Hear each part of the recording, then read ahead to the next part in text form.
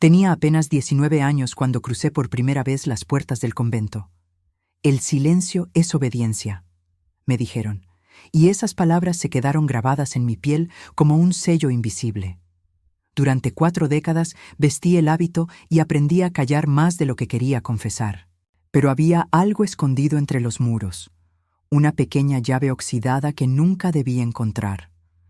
Sor Magdalena, la única que me advirtió en voz baja, desapareció sin dejar rastro al poco tiempo. Las campanas no solo anunciaban la oración, también marcaban el miedo que habitaba entre nosotras. Hoy, a mis 81 años, decidí hablar y contar lo que descubrí aquella noche en la sacristía. ¿Estás listo para escuchar lo que tantas veces intentaron ocultar? Cuéntame en los comentarios desde qué país o ciudad escuchas esta historia. Hoy, mientras mis manos tiemblan al sostener este cuaderno donde escribo, siento que mi voz vuelve a tener un lugar en el mundo. Me llamaron Sor Clara durante 40 años, pero ese no fue el nombre que mi madre me dio al nacer. Fui bautizada como Elena, y era apenas una muchacha de 19 años cuando crucé los portones del convento creyendo que allí encontraría la paz que la vida me negaba. Recuerdo el eco de las campanas resonando en la madrugada, tan fuerte que parecía atravesar mis huesos.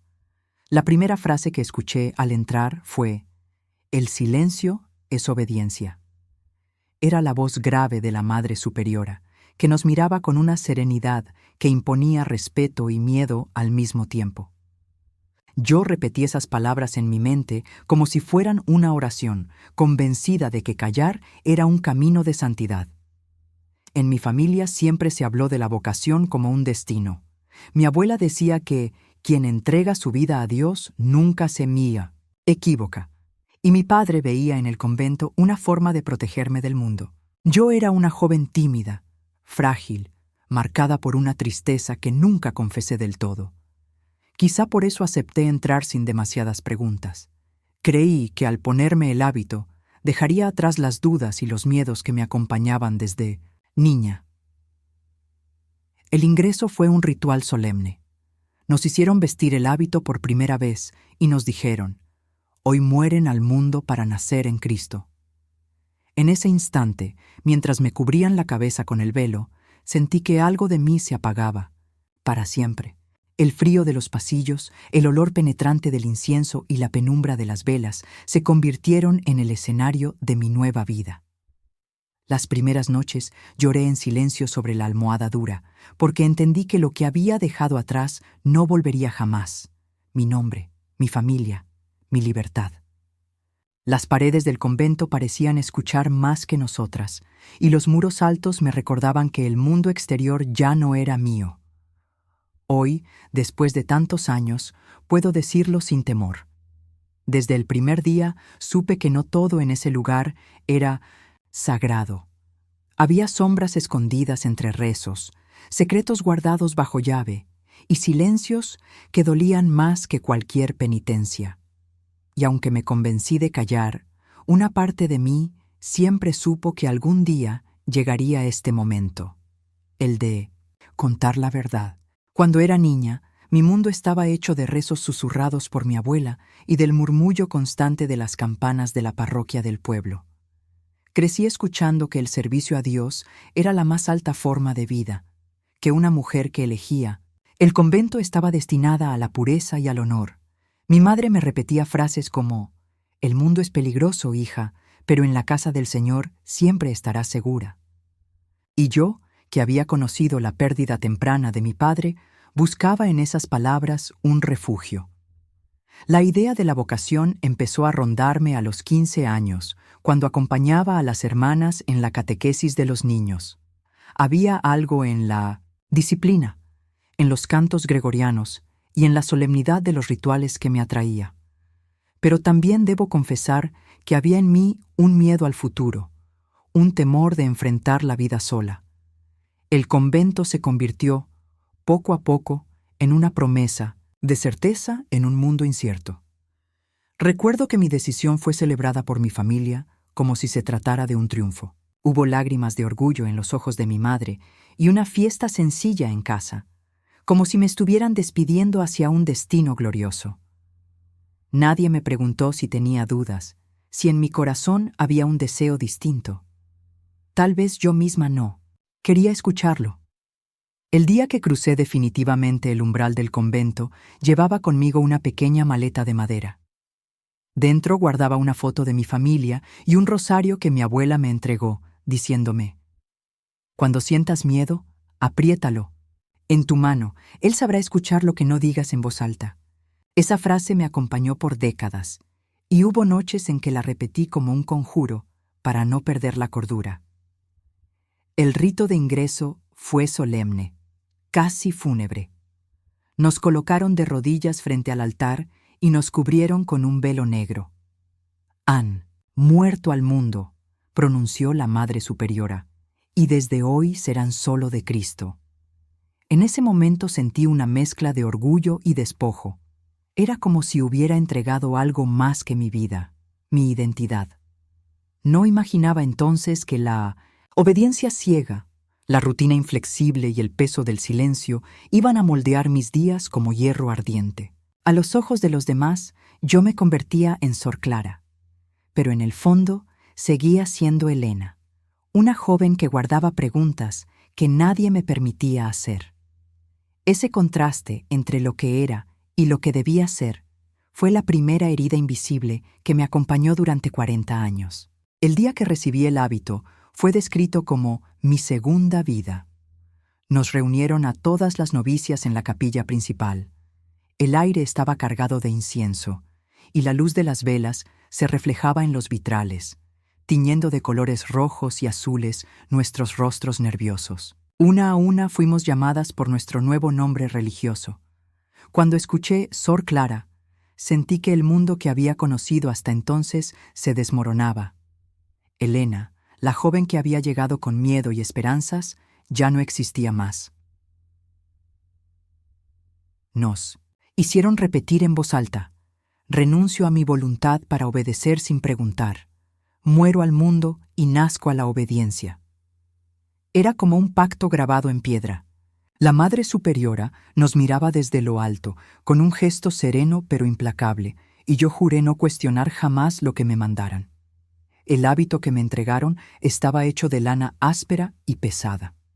Al colocármelo por primera vez, sentí su roce duro contra la piel, como si me recordara en cada movimiento que ya no me pertenecía. La cuerda en la cintura marcaba un lazo invisible con la obediencia.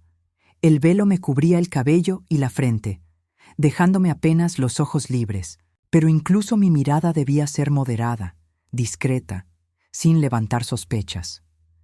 Esa noche dormimos en celdas separadas, austeras, cada una con una cama de madera, una cruz desnuda en la pared y una lámpara de aceite.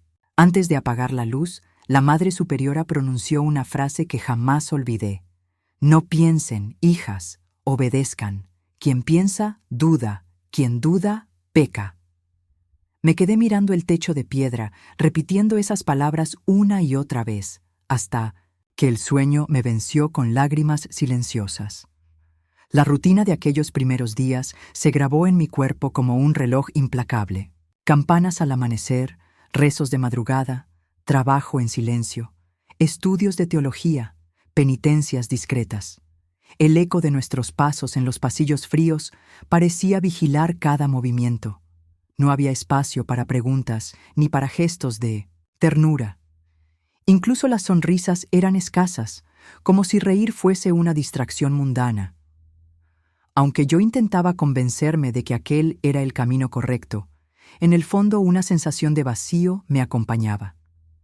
Era como si hubiera enterrado mi voz bajo capas de lana y silencio. Aprendí a callar lo que sentía, a ocultar las dudas, a endurecer el corazón. Y sin embargo, cada vez que rozaba con los dedos el rosario de mi abuela, escondido bajo la almohada, recordaba que en algún lugar seguía siendo Elena, la muchacha que había entrado buscando paz, y que ahora se encontraba rodeada de muros que hablaban más de miedo que de fe. La vida dentro del convento pronto se convirtió en una maquinaria perfecta, diseñada para que cada una de nosotras olvidara que existía un mundo más allá de los muros. El día comenzaba a las 4:30 de la madrugada con el repicar de la campana. El sonido era tan agudo que parecía atravesar el sueño y desgarrar la voluntad. Nos levantábamos en fila, sin hablar, y nos dirigíamos al coro para rezar los laudes. El aire a esa hora siempre era frío, y el aliento se dibujaba como humo entre las columnas de piedra. El silencio era ley. Durante las comidas nadie podía pronunciar palabra. Solo la lectora designada recitaba pasajes de un libro espiritual, y el resto masticábamos lentamente, escuchando el eco de cada frase. El pan duro, la sopa aguada y las verduras del huerto eran parte de un menú repetido hasta el cansancio. A veces, mientras el caldo humeaba en mi plato, pensaba en los sabores de mi infancia y me preguntaba si algún día volvería a probarlos. El trabajo manual ocupaba buena parte del día. Cuidar el huerto, coser hábitos, limpiar los pasillos, interminables. El olor a cera y a piedra húmeda se mezclaba con el polvo que levantábamos al barrer. Había un ritmo marcado por las campanas: oración, trabajo, silencio, penitencia. Cada hora estaba medida, como si el tiempo mismo nos perteneciera solo a medias. Lo más difícil no era la dureza de la rutina, sino la sensación de estar constantemente vigilada. La Madre Superiora tenía una mirada que parecía penetrar los pensamientos, y todas temíamos que descubriera nuestras dudas. Recuerdo que una vez sonreí sin darme cuenta al mirar por la ventana y ver a unos niños jugando en la calle. De inmediato, una hermana me reprendió con un susurro seco: «No desvíes tu corazón al mundo». Aquel gesto inocente se convirtió en un recordatorio de que hasta la alegría podía ser sospechosa. Las noches eran el momento más duro. El coro nocturno, a medianoche, nos arrancaba del sueño. El crujido de las puertas, el frío cortante de los pasillos y el canto repetido en penumbra creaban una atmósfera que me oprimía el pecho. Volvía a la celda con la espalda rígida y las manos heladas, preguntándome en silencio cuánto tiempo más soportaría esa vida. Aunque aún me convencía de que la obediencia me acercaba a Dios, había en mí una grieta invisible. Sentía que el convento no solo me pedía renunciar al mundo, sino también a mi propia voz, a mis preguntas, a la calidez humana. Y esa ausencia, ese vacío en medio de los rezos, empezaba a crecer dentro de mí como un secreto que nadie debía nombrar. Dicen que la fe se fortalece en la obediencia, pero lo que experimenté fue distinto. Una fe que empezaba a resquebrajarse en medio de pequeñas contradicciones. La primera grieta apareció un invierno, cuando yo llevaba apenas 3 años en 1911. El convento. Era una tarde gris y helada.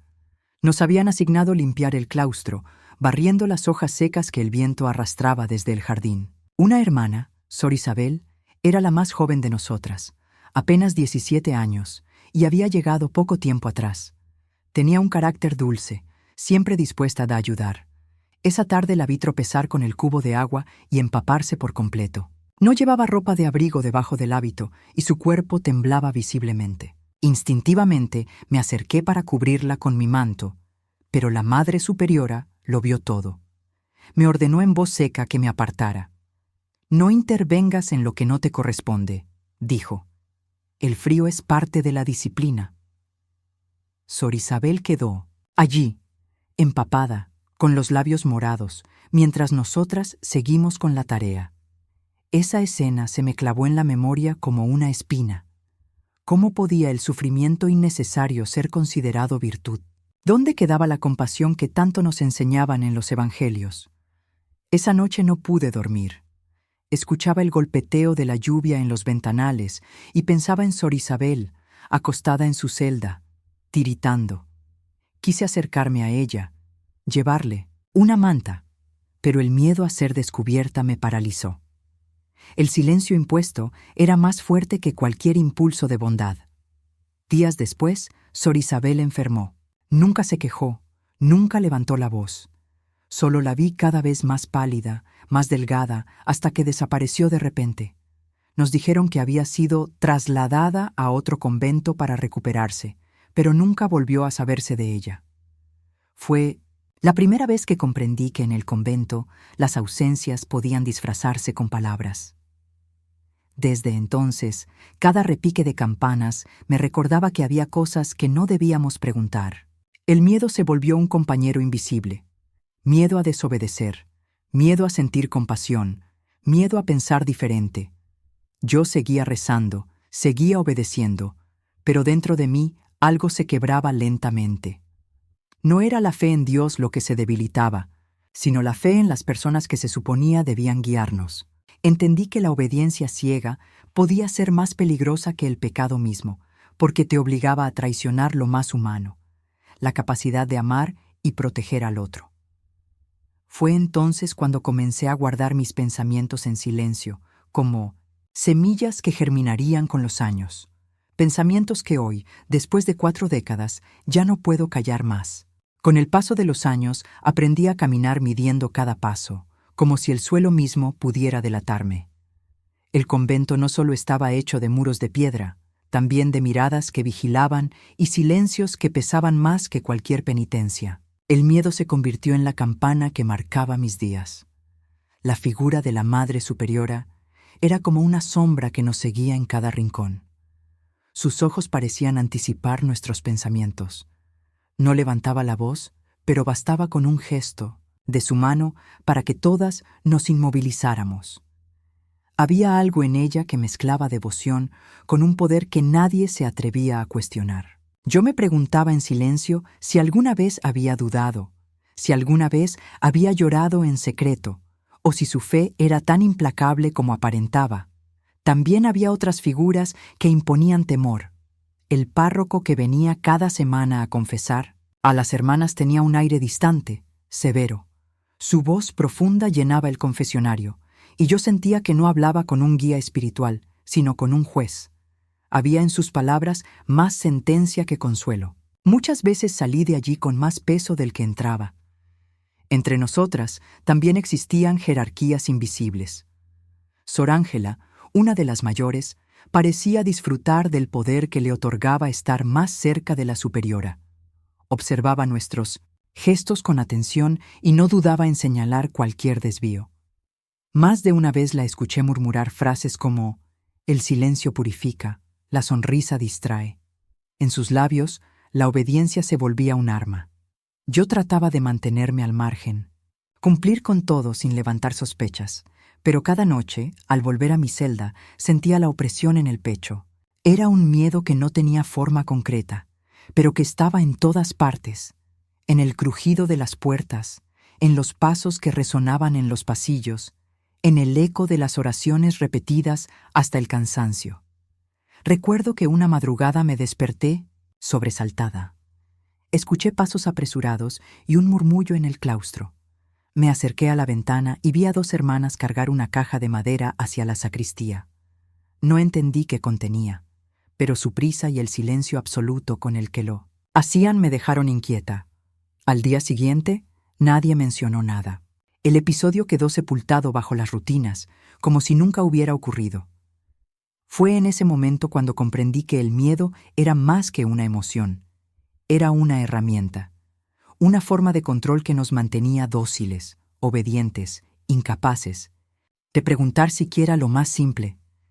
Y aunque yo seguía obedeciendo, dentro de mí crecía una certeza peligrosa.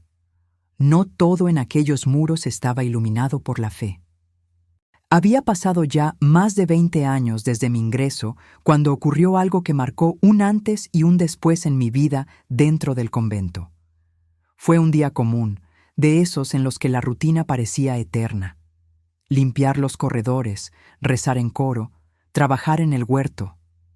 Sin embargo, esa tarde me asignaron una tarea distinta: ordenar la sacristía, un lugar que pocas veces se me había permitido visitar sola.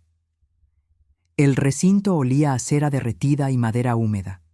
Los armarios guardaban cálices, estolas y objetos litúrgicos cubiertos por un velo de polvo. Mientras movía unas cajas pesadas cerca del muro del fondo, noté que una de las piedras del zócalo estaba floja. Al intentar acomodarla, la piedra cedió y dejó al descubierto un pequeño hueco oscuro. Mi corazón comenzó a latir con fuerza.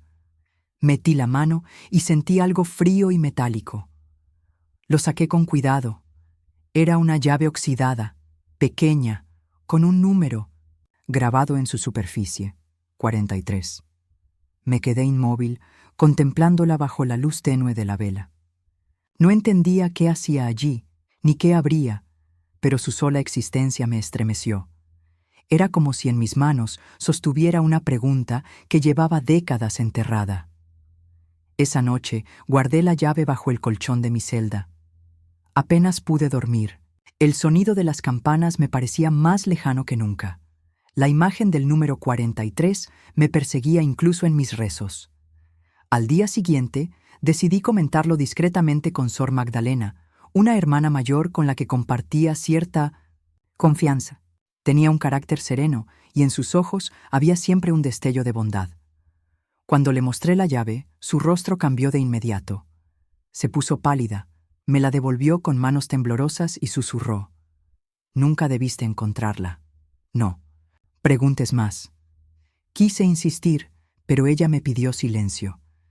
Esa misma semana, Sor Magdalena desapareció del convento. La explicación oficial fue la de siempre: traslado inesperado. Sin embargo, yo sabía que esa desaparición estaba ligada a la llave que había encontrado.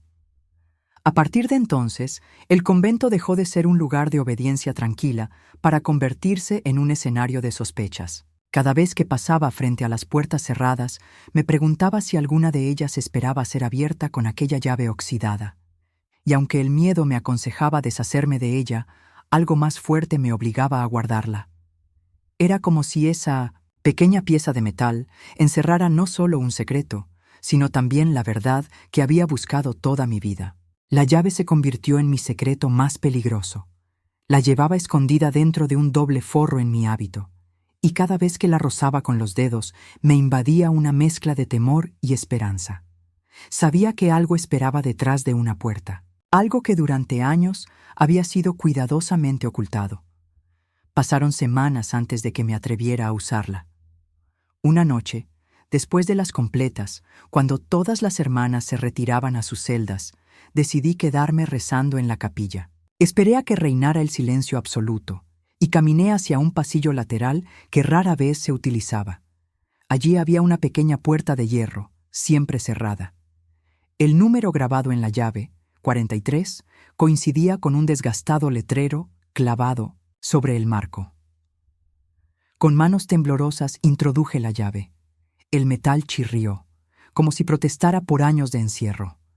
La puerta se abrió lentamente, dejando escapar un olor a humedad y encierro. Dentro, la penumbra era casi total, apenas iluminada por la luz de la vela que llevaba conmigo. El cuarto era estrecho, con muros de piedra descascarada. En una esquina había un arcón de madera carcomida. Me acerqué con el corazón desbocado y lo abrí.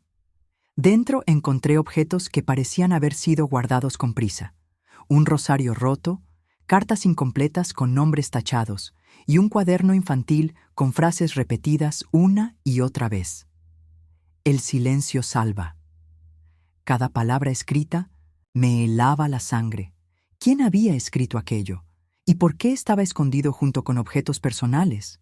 En la última página del cuaderno descubrí algo que me estremeció: una lista de nombres, algunos de hermanas que recordaba y otras que habían desaparecido con la excusa de un traslado.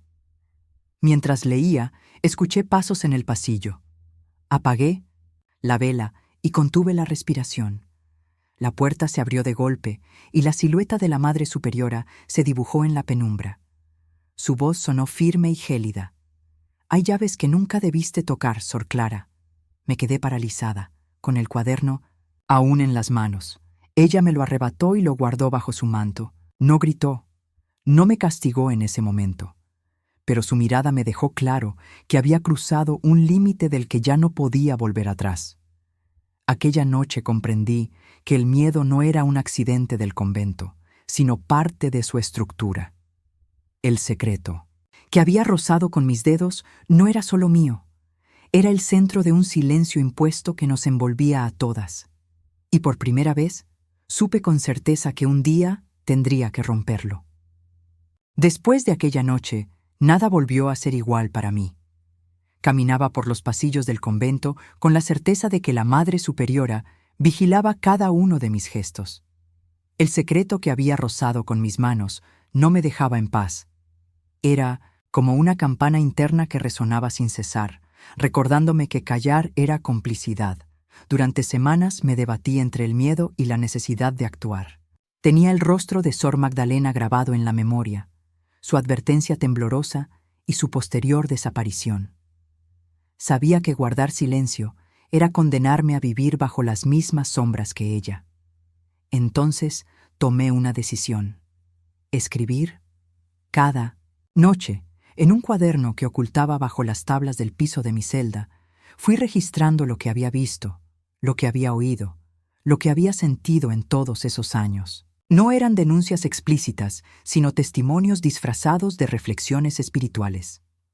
Pero entre líneas, cada palabra contenía la verdad que no podía pronunciar en voz alta. No estaba sola. Una hermana llamada Sor Teresa, más joven que yo y de espíritu compasivo, comenzó a notar mi inquietud. Una madrugada, mientras doblábamos ropa en el taller, me susurró: «Sé lo que guardas en tus ojos, Sor Clara. No eres la única que ha visto demasiado». Su complicidad fue un alivio en medio del miedo. Con el tiempo, compartí con ella parte de mis escritos. Sus manos temblaron al leerlos, pero en sus ojos vi algo distinto: valor. Un día, Sor Teresa me confió un pequeño sobre que había escondido durante años. Dentro había una fotografía antigua, un grupo de novicias, entre ellas Sor Isabel, la joven que había desaparecido tiempo atrás. El rostro de Isabel estaba tachado con una cruz. Esto lo encontré en la biblioteca, escondido dentro de un misal, me explicó. Ese hallazgo confirmaba que no éramos nosotras las que imaginábamos sombras, sino que había un patrón de silencios y ausencias. Con el tiempo, decidimos que lo único que nos quedaba era dejar constancia escrita. Si nosotras callamos, algún día nadie sabrá lo que pasó aquí, me dijo Sor Teresa. Fue entonces cuando mi rebeldía silenciosa se convirtió en un acto de fe. Ya no obedecía solo a las reglas del convento, sino a la necesidad de proteger la verdad. Sabía que estaba arriesgando todo: mi lugar, mi seguridad, incluso mi nombre. Pero comprendí que la fe auténtica no se alimenta del miedo, sino de la verdad. Y ese fue el momento en que mi voz, después de décadas de silencio, comenzó a despertar. Hoy, mientras escribo estas palabras a mis 81 años, ya no llevo el hábito ni respondo al nombre de Sor Clara. Soy Elena nuevamente, la muchacha que alguna vez buscó refugio tras los muros del convento. Durante 4 décadas obedecí, callé y guardé secretos que me pesaban más que cualquier penitencia. Ahora entiendo que sobrevivir ya era, en sí mismo, una forma de resistencia. El cuaderno que escribí en secreto, junto con los papeles que Sor Teresa me confió, se convirtió en mi legado silencioso. Durante años permanecieron escondidos en un cajón, esperando el momento de ser leídos. Hoy, por fin, he decidido compartirlos, no para destruir, sino para liberar, porque aprendí que Dios no habita en el miedo ni en el silencio impuesto, sino en la compasión que tantas veces nos prohibieron. El recuerdo de Sor Isabel, de Sor Magdalena y de tantas otras cuyos nombres fueron borrados, sigue vivo en mí. No sé qué destino tuvieron, pero sé que sus ausencias no fueron un accidente. Cada campanada que resonaba en la madrugada era también un eco de esas vidas interrumpidas. Y aunque nunca obtuve todas las respuestas, descubrí que el verdadero poder de la memoria está en negarse a olvidar. Hoy vivo en una casa sencilla, rodeada de objetos comunes que no necesitan permiso para ser usados. Cada mañana abro la ventana y dejo que entre el aire fresco sin tener que pedir autorización. Camino por la calle con mi propio nombre, sin hábito, sin velo, sin silencio impuesto, y en cada paso siento que recupero algo de lo que perdí. No guardo rencor, porque el rencor me haría prisionera de nuevo. Pero tampoco callo, porque callar sería repetir la historia. He aprendido que hablar, aunque duela, es la forma más pura de fe que me queda. A quienes escuchan este testimonio les digo, no permitan que el silencio los encadene. El silencio puede ser oración, pero también puede ser cárcel. Yo elegí romperlo, aunque tardé demasiado. Tal vez no fui libre en aquellos muros, pero lo soy ahora, al contarlo. Y esa es mi manera de seguir creyendo, de seguir viva. Cuéntame, en los comentarios desde qué país o ciudad escuchas esta historia.